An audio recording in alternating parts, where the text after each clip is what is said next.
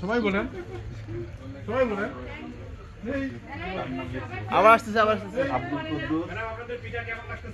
Sir কোনো কিছু লাগলে একটু বলুন। পানি দেন পানি আব্দুল কুদ্দুস বয়স 40 বড় সেলস বড় আচ্ছা তারপরে বউ আমার 2-3টার সময় ঘুম ভাঙবে গরম তো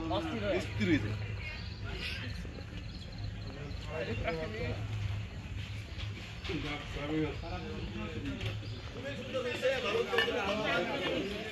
চাটনি হ্যাঁ অবশ্যই পানি